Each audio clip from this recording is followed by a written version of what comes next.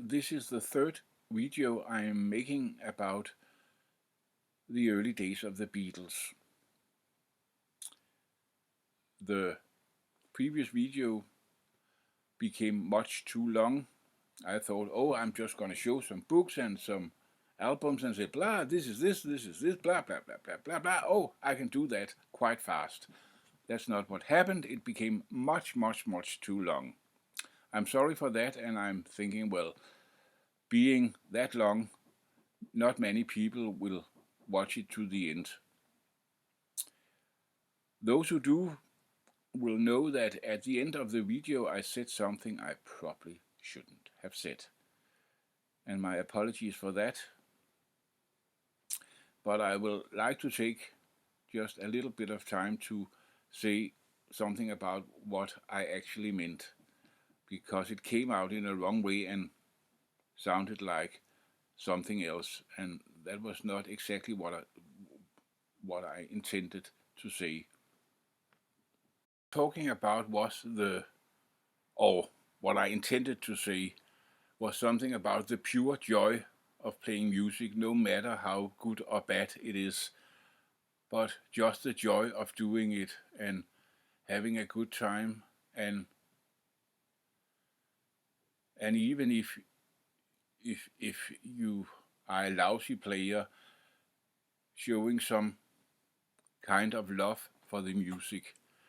And this kind of being real, being genuine, being, straight from the heart, like a little child saying la la la la la la la, and this la la la may be way out of tune and all sorts of things, but there is this joy in it. There's this kind of, I'm tempted to say innocence, but that is so easily misunderstood. I'm not talking about sexual innocence and that kind of stuff. I'm talking about some kind of faith in life, some kind of belief in possibilities, saying, okay, life is okay, and there are all sorts of things, and there is this, I don't recall if it's in the anthology or somewhere else. I saw this interview with Paul McCartney where he's telling a story from the early days. Their car, it broke down, and they are standing in the middle of nowhere and saying, oh, what now?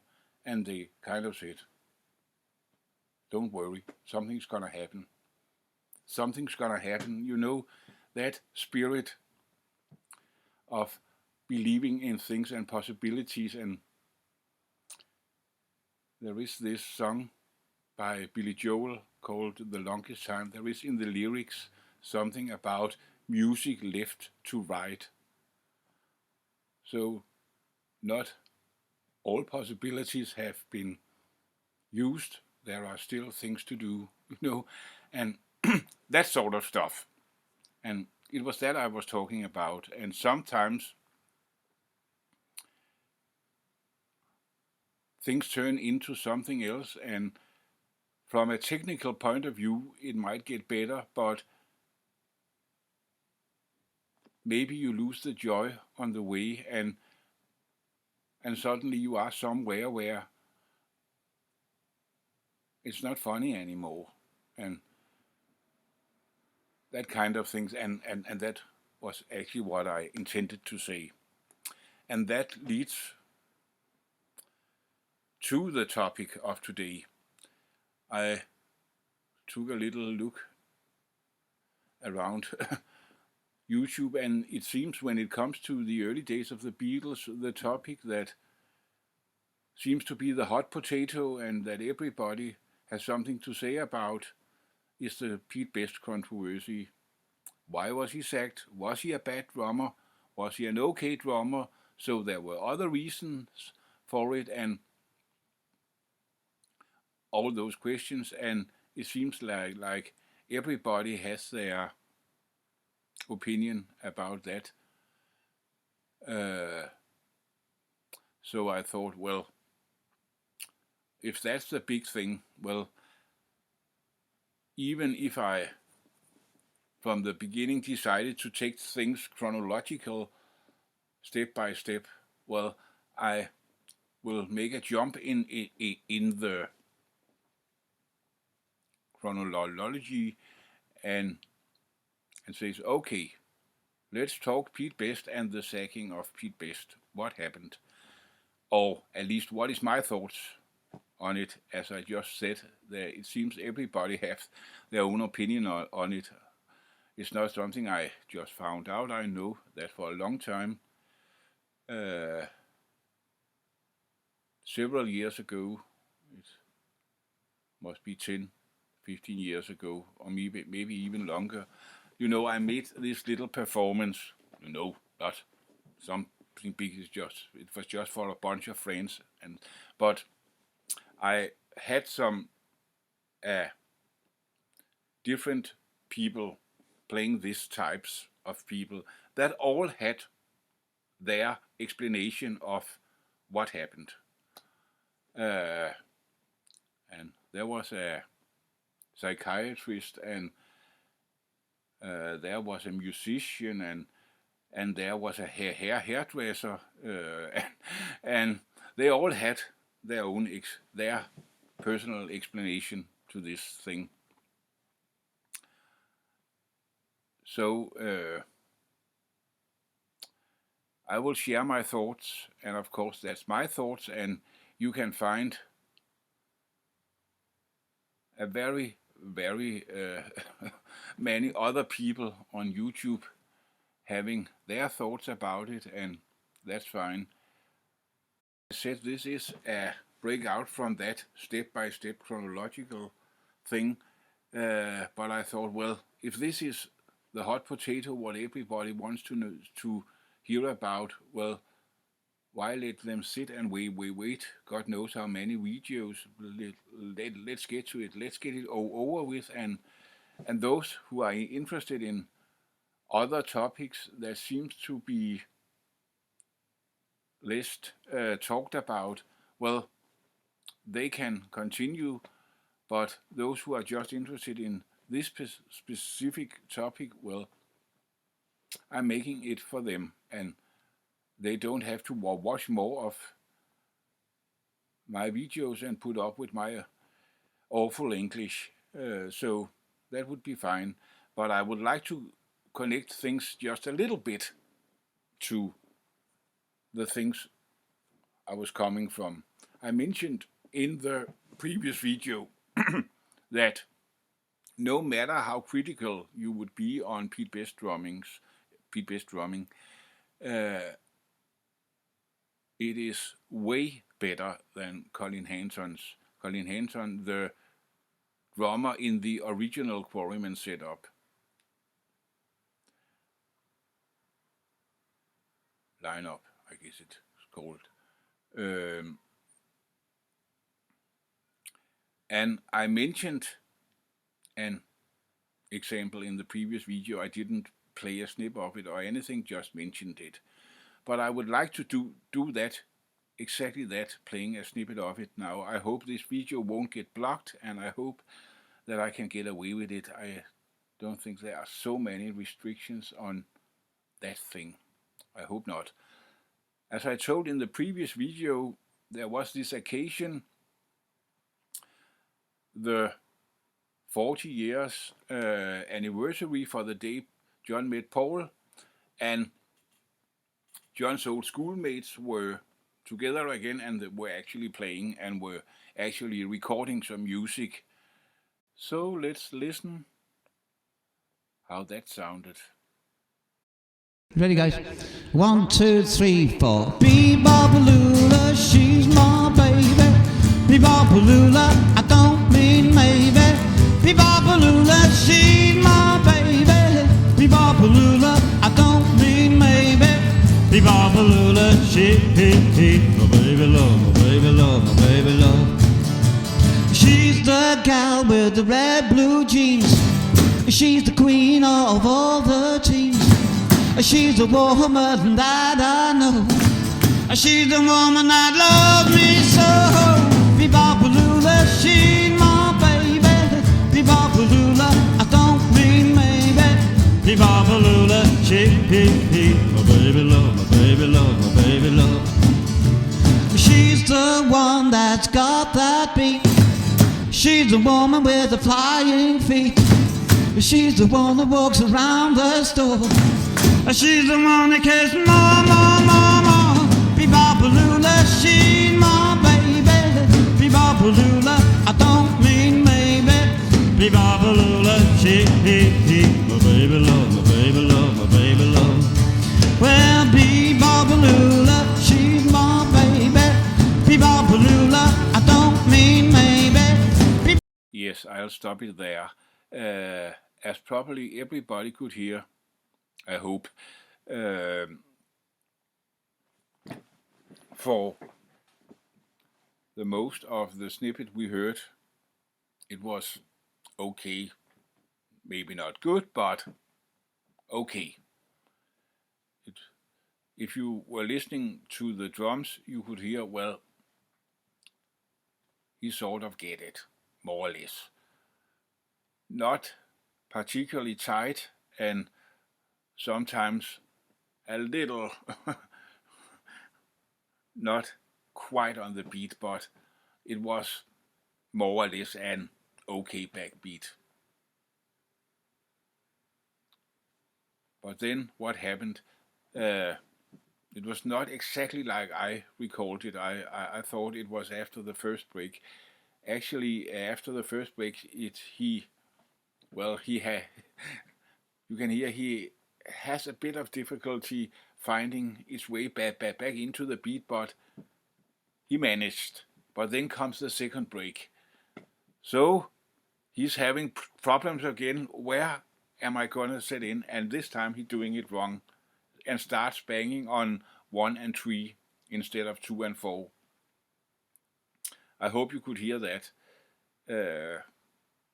And suddenly the music is beginning to sound very strange, because in that kind of music the backbeat is an essential part of the style. It's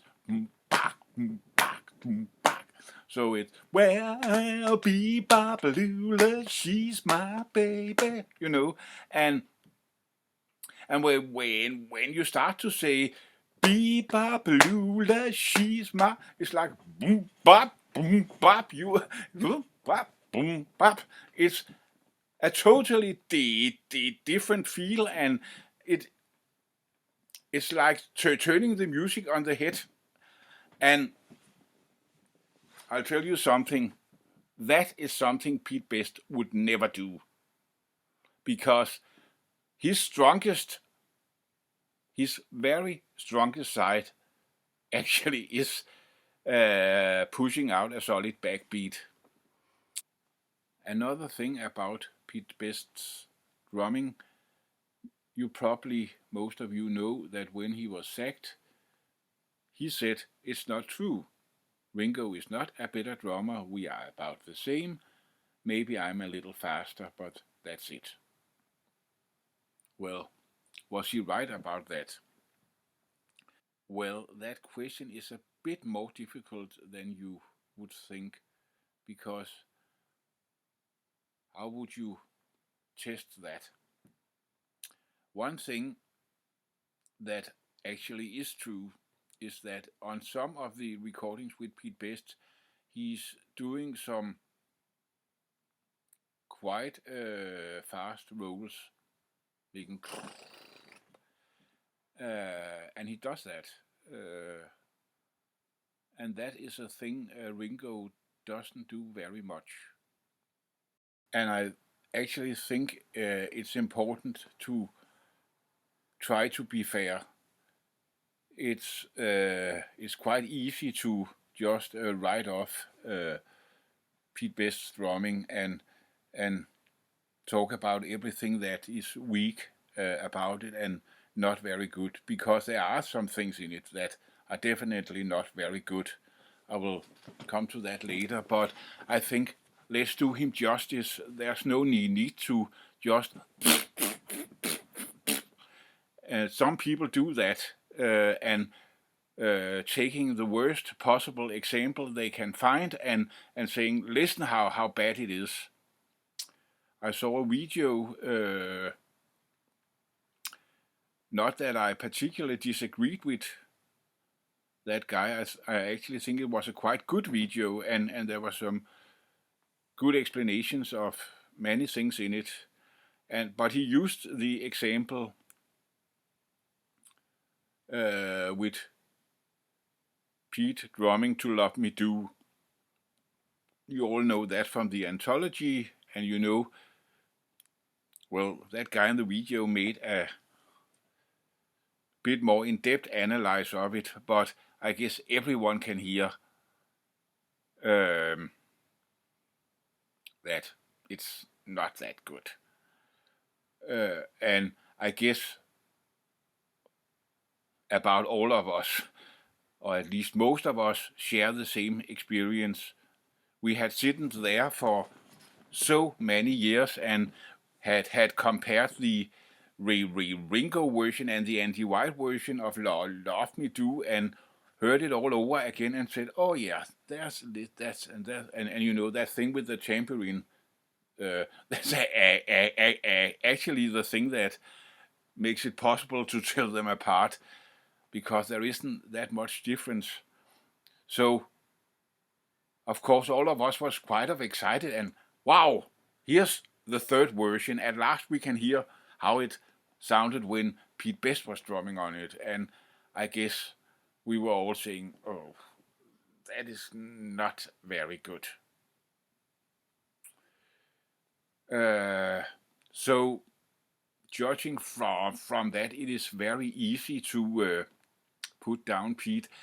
And I actually think, well, let's be fair. There's no need to be mean and just say, oh, he's lousy. That's too easy. So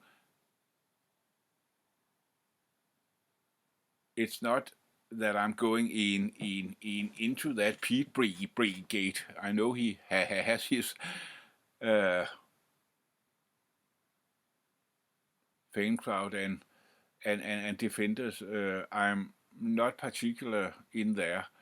I just think let's be fair to the guy. And no matter what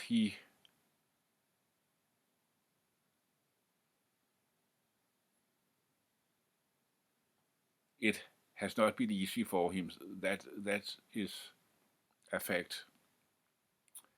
Actually, later on in life, he was a social worker and was specially assigned to talk with musicians.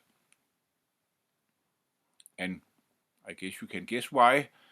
No matter what story they could tell about being kicked out of a band or whatever, he could always top that, saying, well, I was in the Beatles. You know. So he kind of used it in a positive way to actually try to help other people. And I think we should remember that and give him that. And, you know, most people who have actually met him say he is a nice guy and all that kind of things. And so that's another thing. I don't think it's fair just to make that picture of him of this. I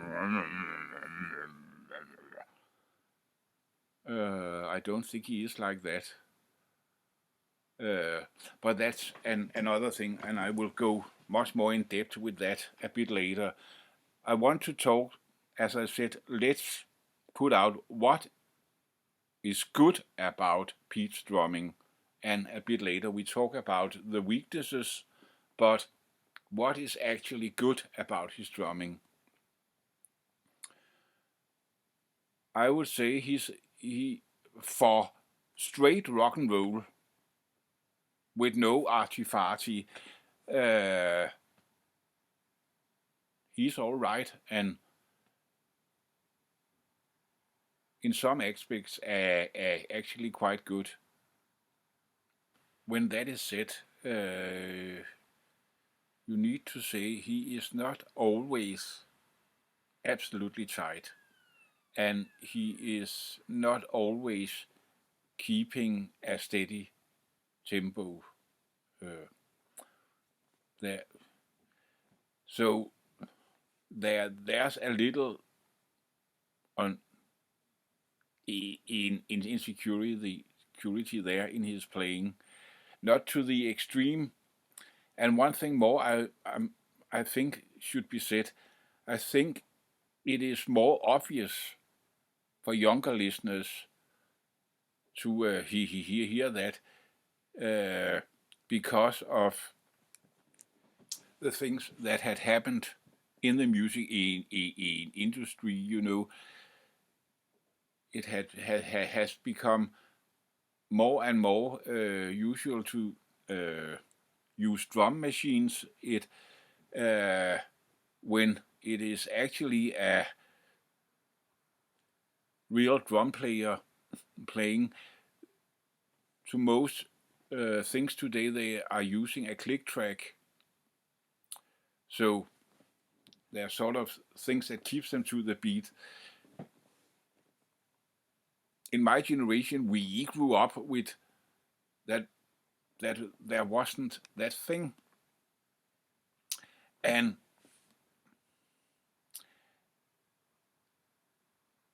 it wasn't that unusual to hear music where the drummer was not 100% tight, and you could hear a lot of music where there was this kind of insecurity. So it was not that uncommon.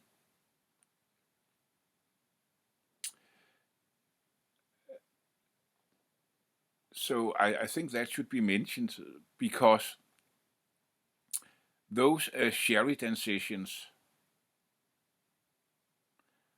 when I first heard them,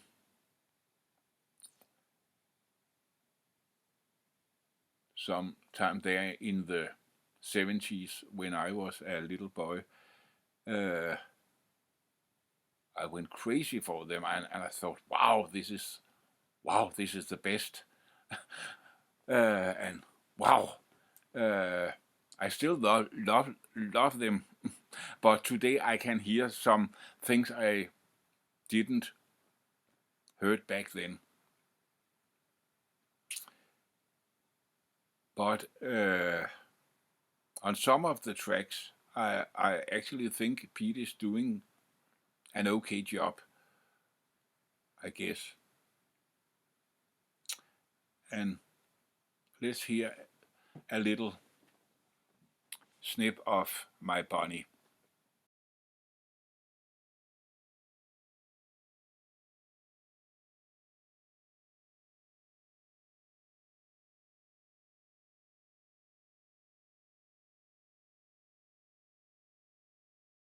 Yes, you could hear there were some of those rolls there.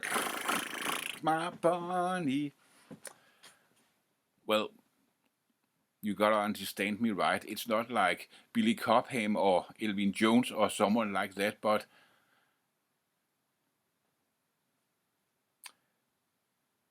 if you are not a drummer, you would probably not be able to do that.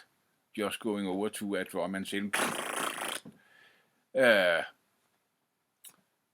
you should expect from most professional drummers that they are able to do that, but it takes some practice to actually achieve that. And I mean, it's good driving rock and roll, and it's very energetic, and it kind of works. Let me put it that way.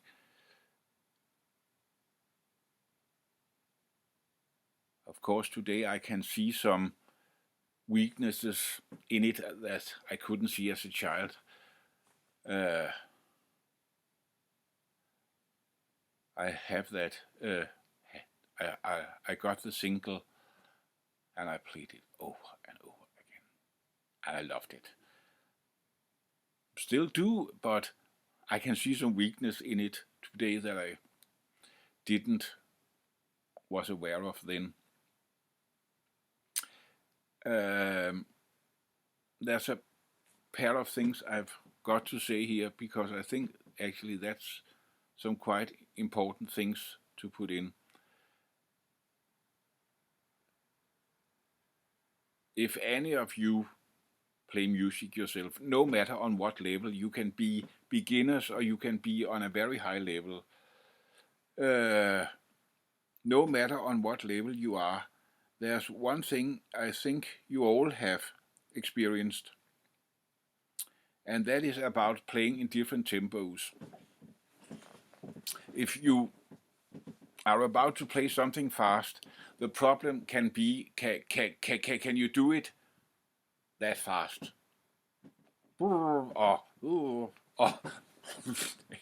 no matter what instrument it is, you need to, if it's gonna be fast, you have to be able to do it in that tempo. But the easy thing about that is that it's not that hard to keep the tempo and the beat. The slower it gets, the more difficult it is to keep the beat. And it's quite obvious why, because if you are counting 1, 2, 3, 4, I mean, you are almost, if it's that slow, you are almost sitting and waiting for that beat to come and say, when is it coming? And sitting, boom, no, and you say ding, and there was the beat. Oh shit! And the slower it gets, the more difficult it is to keep a steady beat. And I mean, when the tempo goes up, well, there's not much space to get in a wrong place. And even if you get in a wrong place, because the beats are so close to each other, it doesn't matter as much as if it's a slow song. And maybe if you recorded something very fast and you are not particular on the beat, well, if you recorded that and slowed the recording down, you could hear it would be like boom, boom, boom, boom all the time. But when it goes up here, it's almost impossible to hear, because the beats are so close to each other that if you are just close to, it would sound like you are on the beat. So those who have some difficulties about being tight are usually working best at up the tempo things, because they can't fall so much wrong that they can in a slow song. That's one thing I want to mention. The other thing is that what you could call different feels and things. In straight rock and roll, there are this thing about it's like it's going straight forward. It's like pooh, straight forward, 100 miles an hour. And that's why many old school rock and roll fans often have some issues with more modern music, because there are some other rhythmic feels to it, often more complicated, but not necessary, sometimes just different. And it's not so much right forward. Sometimes it's more like going a bit to the one side and then to the other side, and it sometimes can feel like it's going in all directions and in no directions at the same time, and it's sort of a circulating thing in the air. I'm not saying it is, but it can feel that way for listeners who are used to that it's really much boom, boom, boom, and straight ahead. It's like, oh, where are they going, and aren't they going anywhere, and such things. If you want to get an idea of what I'm talking about, you should try to compare something like those rockabilly acts, Carl Perkins, Eddie Cochran, such things, Dale Hawkins and his recording of Oh Susie Q, such things, and try to compare them with such a thing as what could U2, the Joshua Tree could be an example. And if you see on the differences there, I think you will get an idea of what I'm talking about. So if you are a straight rock and roll, if you are a fan of straight rock and roll, you would appreciate that just straightforward and not that complicated and not so much to it. It's just, and that's what it is, and that is kind of the quality of it. It has that energy, it has that drive, it is going right forward. So that's the good thing about it. Well, if you like that sort of stuff, of course.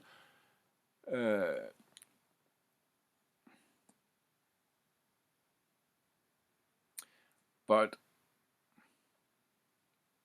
that's the sort of thing that actually have that effect on many people, that they can't sit still. They kind of, oh, and hey, and they want to dance, and it makes you feel good. And isn't that a good thing, that it makes you feel good? I think that's a good thing. Well, you all have heard Ringo played straight rock and roll and doing a really, really good job. So it's not that, okay, he can't do that sort of thing. Oh, he can. But I think if you compare, I think it would be like Pete is very direct way taking this straightforward. And you could say in a bit of narrow way, it's like, okay, we going straight forward, but it's like it's a bit narrow way we are walking at straight forward. And Ringo is also pushing it straight forward, but it's like there are a bit more of elasticity. He's more elastic, and it's kind of moving and swinging in another way. It's not just that poo poo poo. It's more like goom goom goom goom goom. I don't know if this makes any sense. And one thing you can say about Ringo, there are no insecurities about the tempo. He is as tight as it gets. He is Mr. Tight. But one thing you could say is say, oh, he's not making all those. And, well, maybe he could do it, maybe he can't. But what I think is that it's not really a part of his style. The way he plays, his style of drumming, it wouldn't fit in he's kind of doing the things. And so you can get, it's actually possible to get the idea that Pete got more speed than Ringo. I don't know,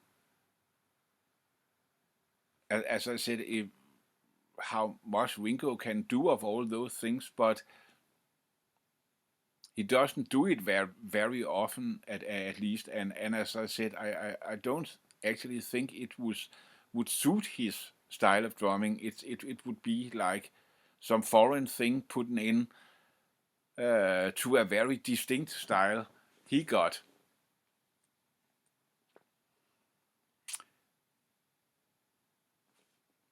But I can understand that some people, if they see an act of straight rock and roll and compare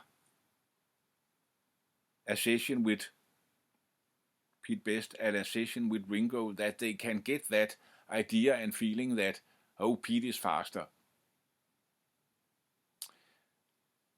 But it's more a question of style, I think.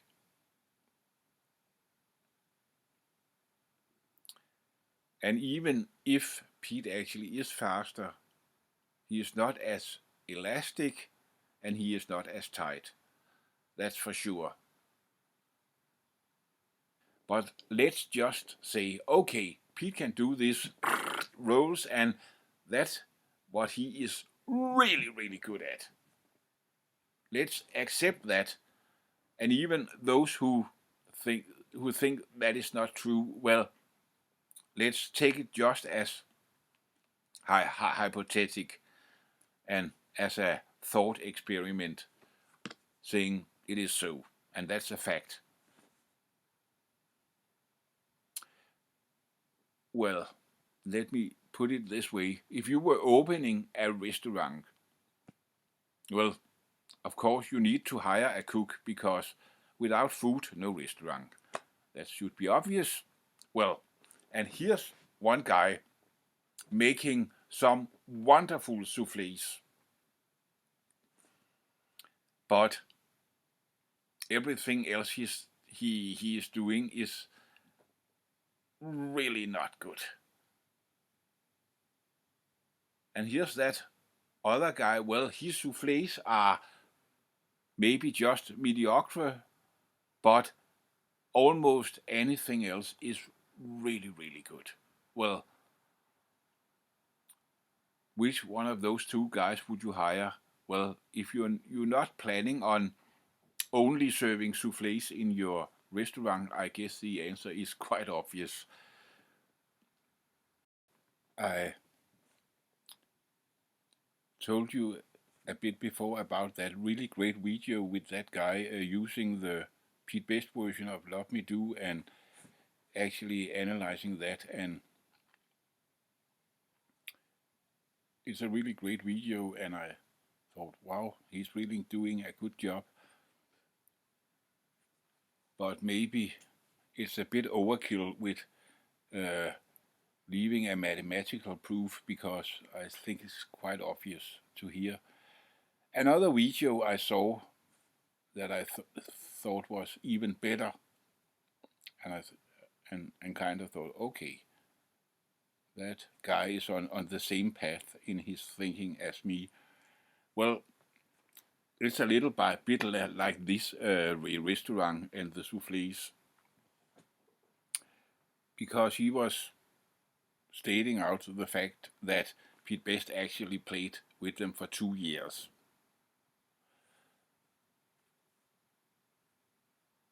And that John Lennon later said in an interview that was the best thing they ever did. Oh, well, it couldn't have been that bad, then, you should think.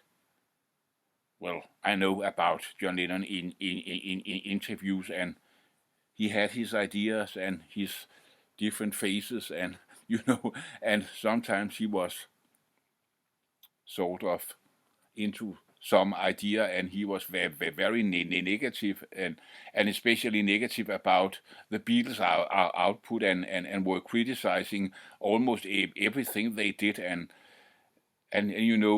Lennon was an old rock and roller too, so he said, yes, let's have some straight rock and roll, and that's the only thing that matters, and everything else is shit, and, so, yes, okay, I know all that, but still, 2 years, that's a long time.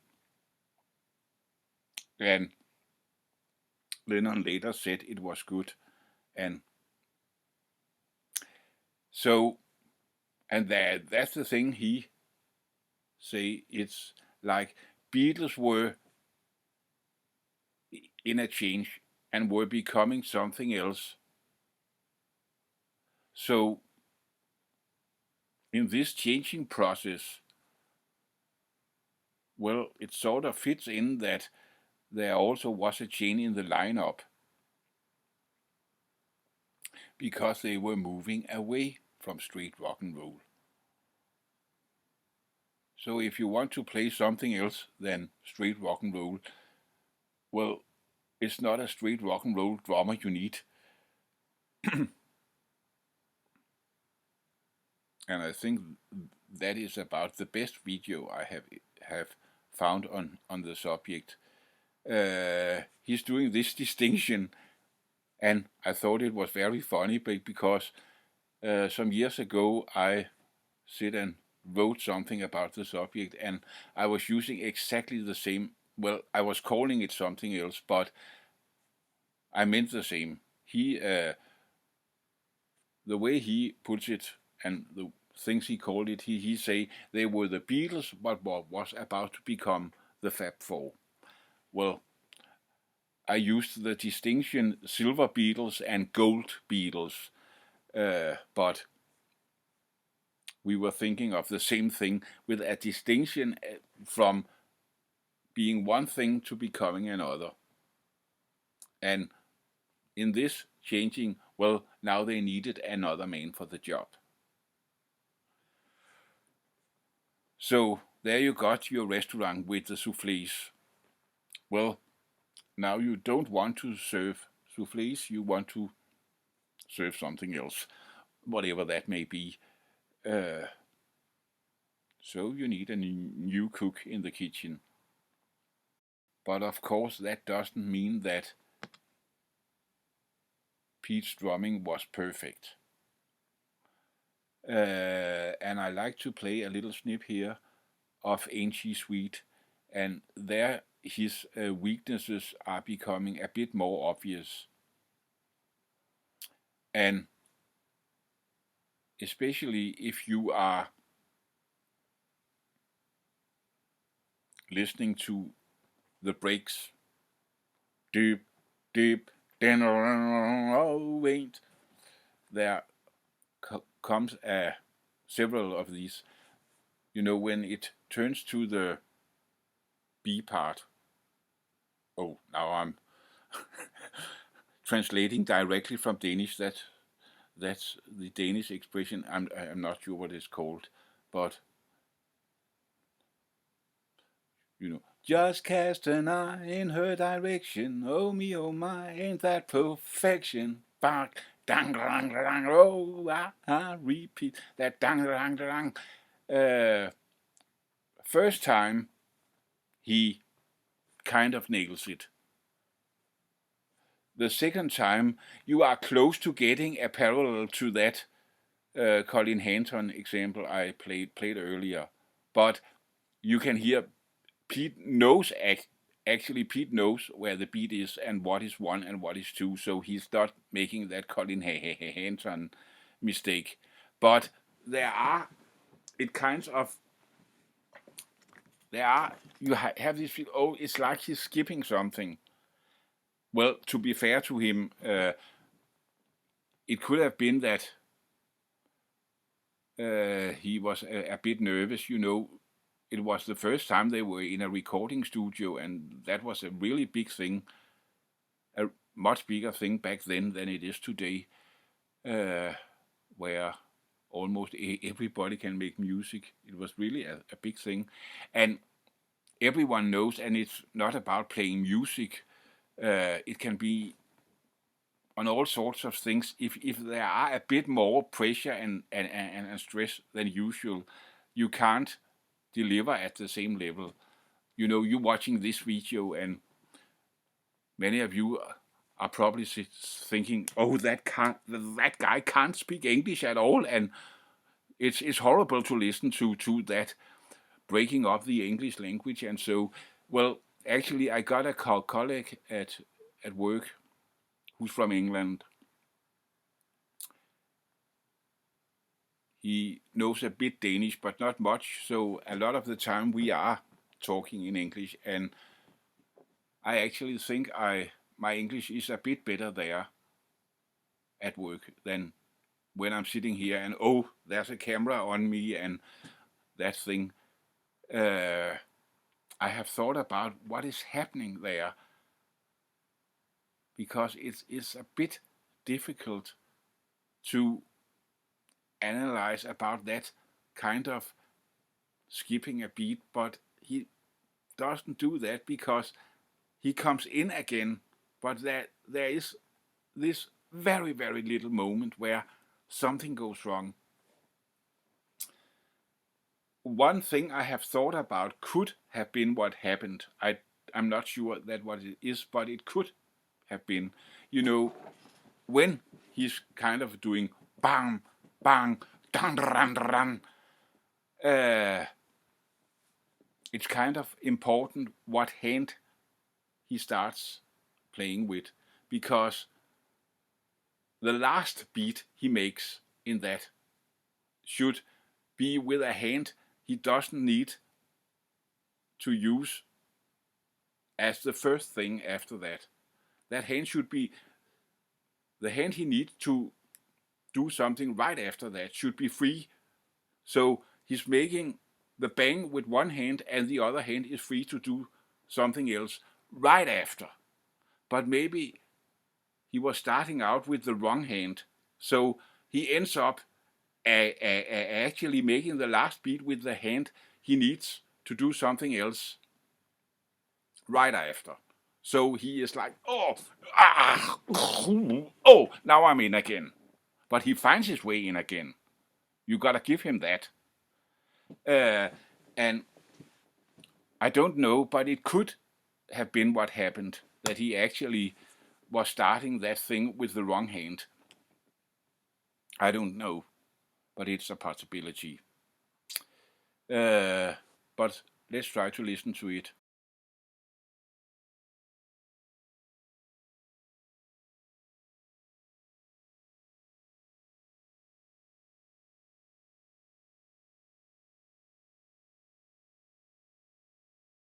Yes, I know it's a minor detail, and it's very, very little that he is.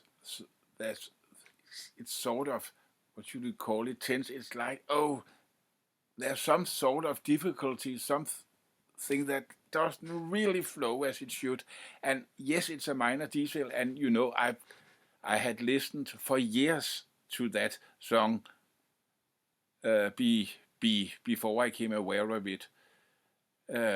So it really is a minor detail, and you really have to pay attention to hear it. But there is this kind of tension, or a little bit. It's very, very little, but it's there. And before that, there are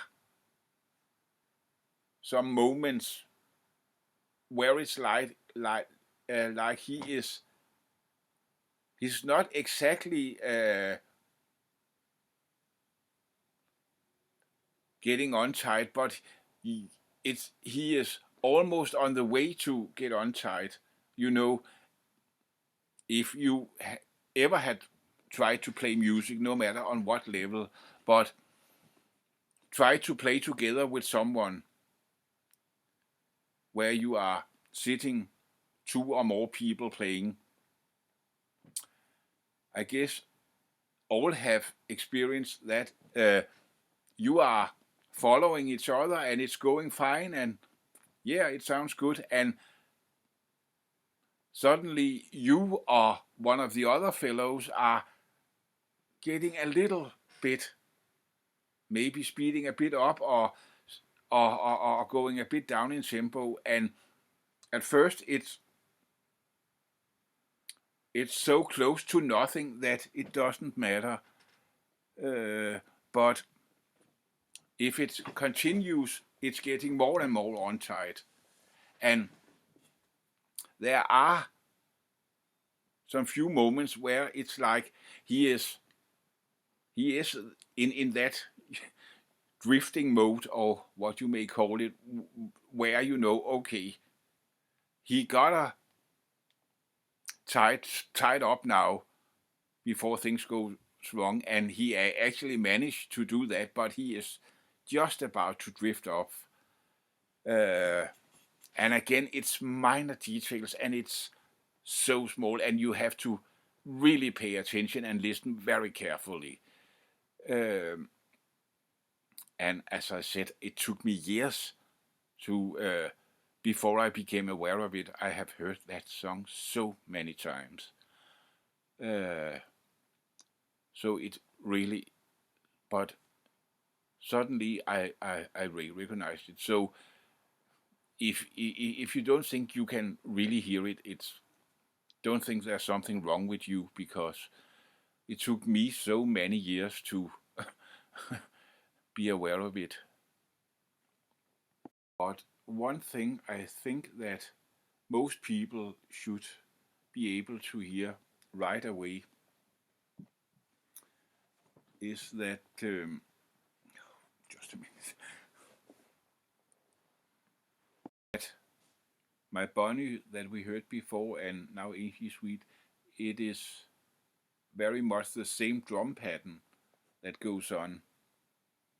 A little bit, some few variations and a little bit variated, but it's more or less the same drum pattern. And that's the thing. It's like almost everything he plays is the same drum pattern,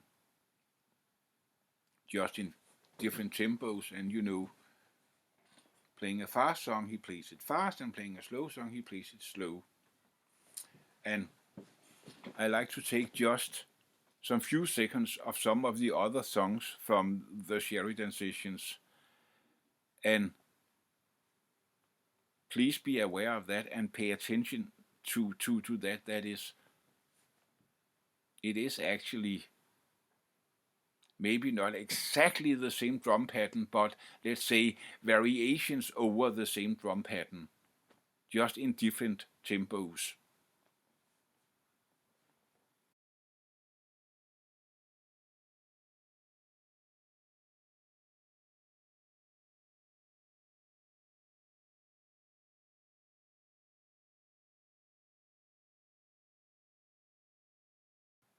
I hope you get the idea that it's, to use our restaurant metaphor, it's soufflés all the time, and nothing but soufflés. And as you probably also are able to hear, when in the slower songs, it's kind of, he's got a problem of being tight. He's not that tight when it comes to the slower songs. But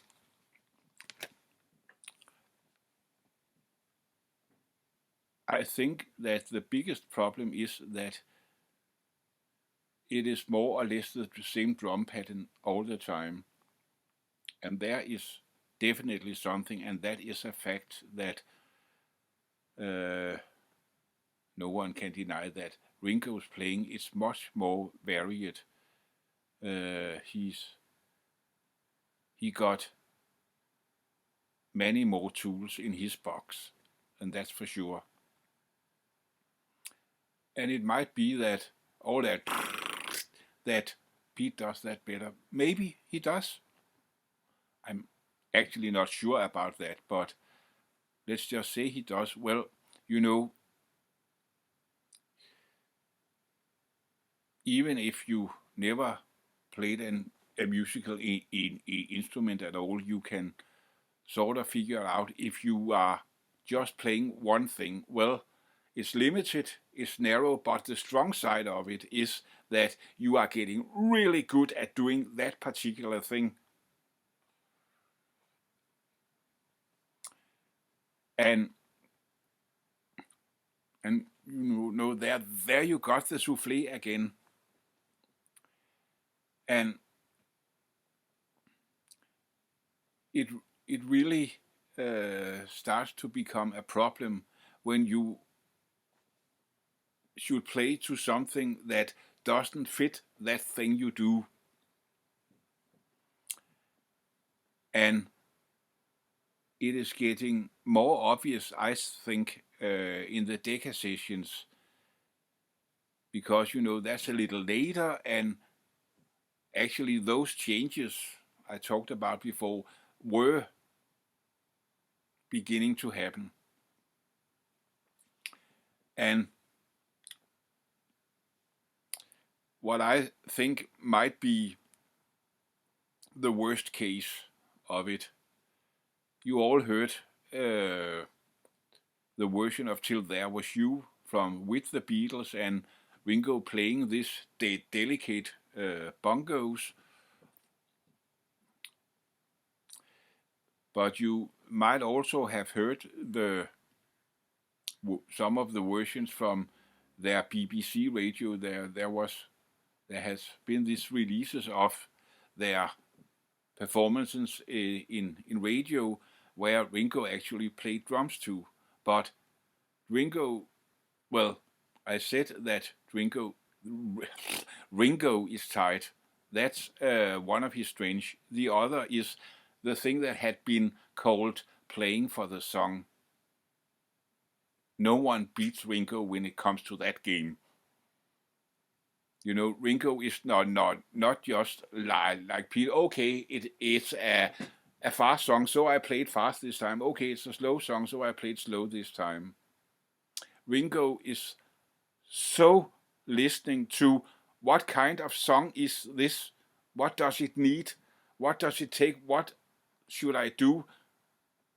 What is my role here? And what is the possible best I can do for this song?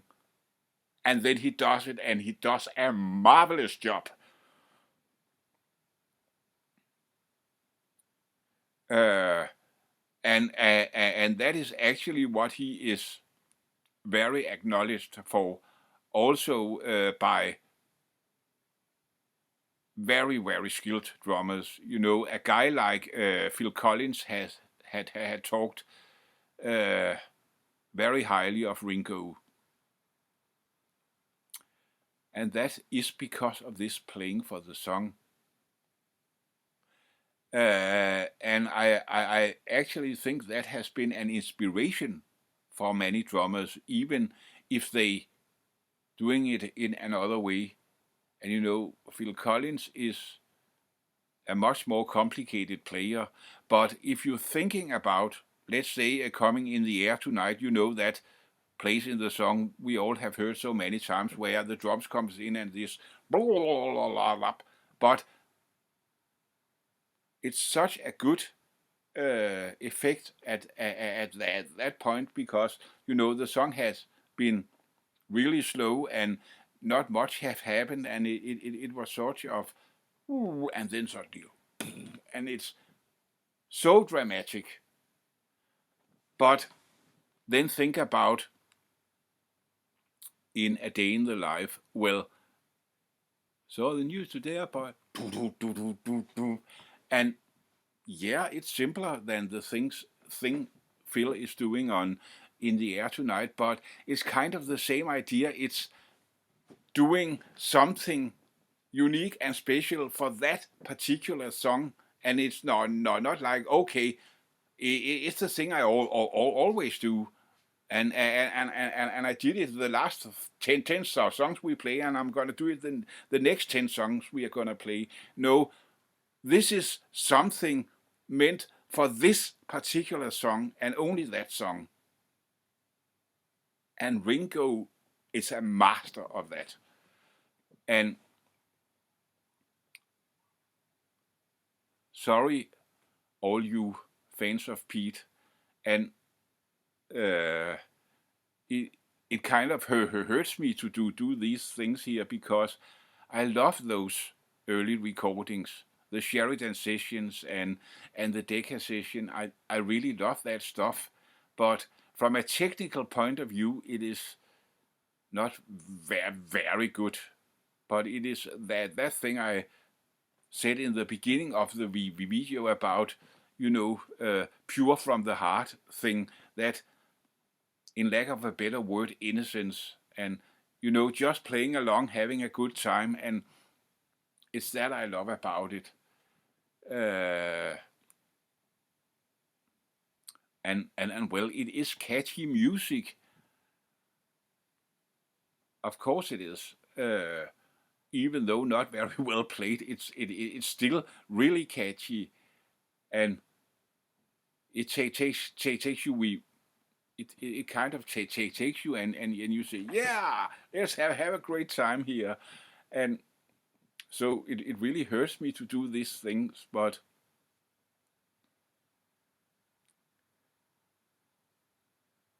even when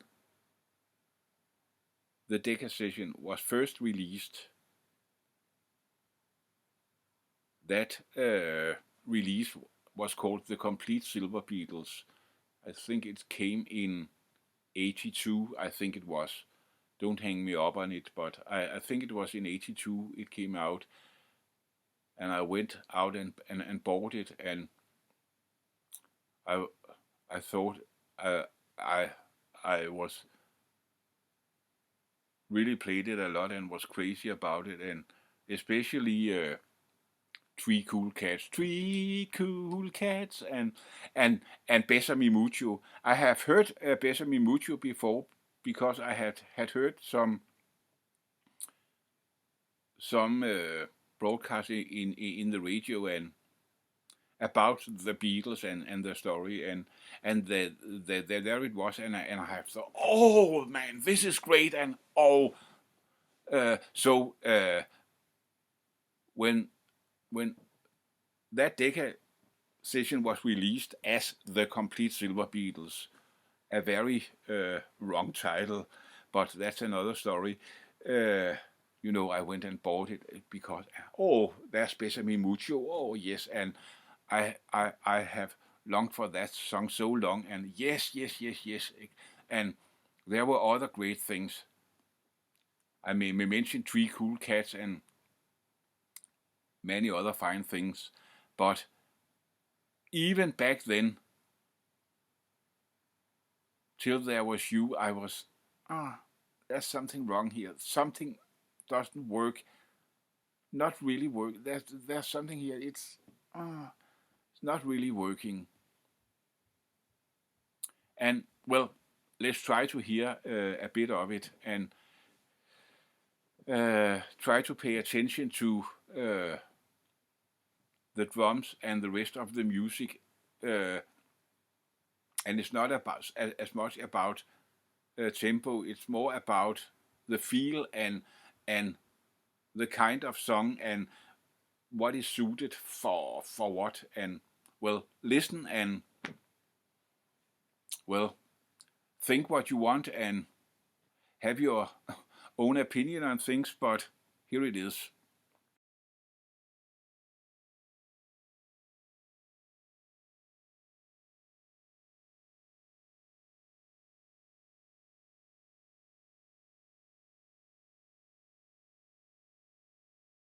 Here what I mean, that is like, it's not like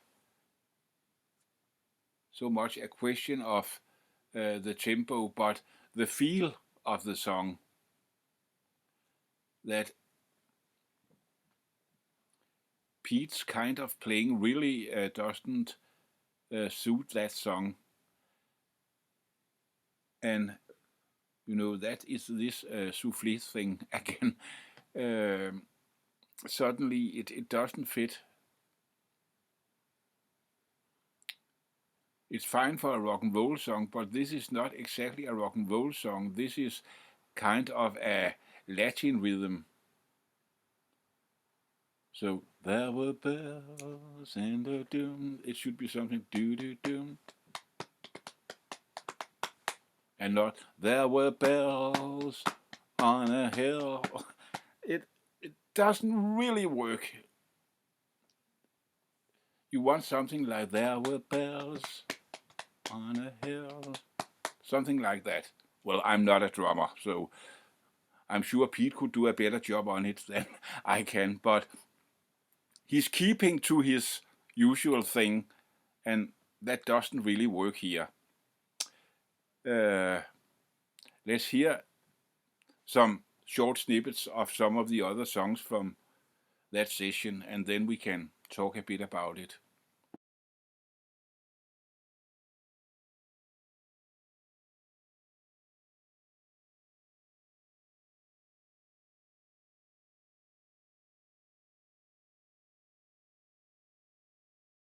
Well, to say it short and not talk a whole lot about it, sometimes it works, sometimes it don't. And I guess it's about half and half. Half of the songs, well, it kind of works okay, and in the other half there's like something, it's not, there's something that doesn't really work. So that's how it is. How it's happening again. This video has turned much longer than I had planned, and I'm sitting and thinking, oh, no one's gonna watch a video that long, and maybe some will know, maybe not as much as if it has been shorter, but I think I'm gonna cut it here, and then I gonna make several episodes about the Pete Best controversy. But to sum up in short what I have talked about in this episode, there were some limitations to Pete Best's playing, and he was not really suited for the things that were about to come. Beatles were in a period of change and were changing into something else, and it's like Pete was not really changing with the other guys. He was sticking to his thing and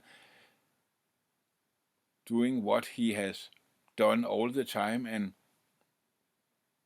now the other guys were moving in a different direction, and it was like, okay.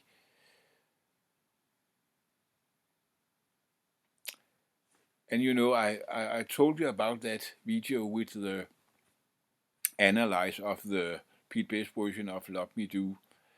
I commented on that, and he answered, so we had, you can say, a little conversation about the thing. And in his comment, he wrote something like he was moving in the wrong direction, and then kind of said, oh, well, maybe not, but just the only direction he could, kind of correcting himself.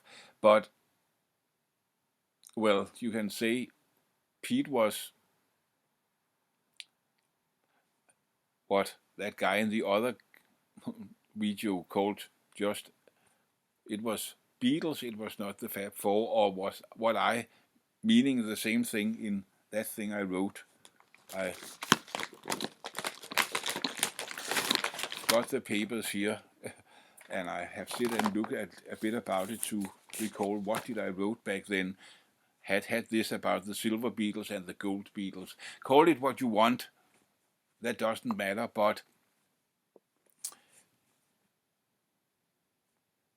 you can say, okay, here comes the 60s, and the music is going to change completely, and there will be periods where it's not about if you had not followed up and been up to date the last year or two. It's like if you haven't really followed what has happened 1 month, you are completely out of the game and lost. Things were changing so fast that if you really go into studying releases of albums, records, what you may call it, and are looking at the exact releasing dates, you really say, no, that's impossible, and it's not like your brain is collapsing and say, no, that can't be possible, because things were changing so enormously fast.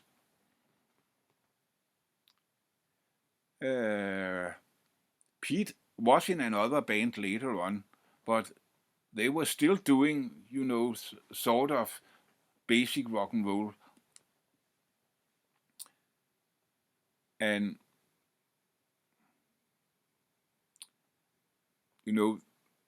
that was not the thing Beatles were doing. Beatles were a part of the front line of all those changes.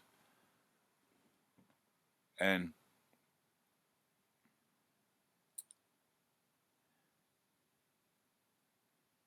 I'm not sure I agree that Pete was moving in a wrong direction, because I think, well, if that was his thing, if he really loves basic rock and roll, well, isn't it okay to stick to the thing you love? Do you have to change to something if it's not your thing, and if you not really like it? Isn't it okay to say, well, this is my kind of music and I love this stuff and I'm sticking to it? I think that is okay, but that is just exactly what not made him the right man for the things that was about to happen in the Beatles the next years, because they were moving away from that. But there are so many other aspects in this and around this, so I guess I need to do several episodes concerning the Pete Best controversy.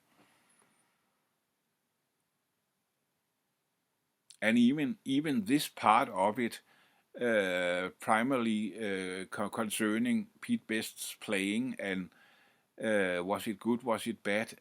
I haven't came through half of what I would like to say about that. There is so much more to say, and but it must be in another episode, because this have already been running for much too long, and I'm really afraid that no one's gonna watch it, because they are thinking, oh, that's way too long. I haven't time for that, and I don't want to see that, and they not even begin to see it, because they can see on YouTube, oh, it's running for over an hour. Don't. Fuck you, Carl. Go to hell with all your silly talk on awful English. I don't want to listen to that. And I kind of understand you. I would probably feel the same way if there was I saw a video about a subject I might be interested in, but I saw it was very long, and even if I then pushed the button into it, and it began, and there was some Japanese guy sitting, hello to you and welcome to my channel, I will think, oh God, do I have to listen to this for more than an hour? And I will probably stop there. So I understand you, but if anyone actually saw this whole thing and came to the end, I'm so grateful to you and thank you, and you are heroes. You are really heroes, I think, watching all this nonsense. but I will not keep it running any longer. It's far too long already, so I must make several episodes about the Pete Best controversy.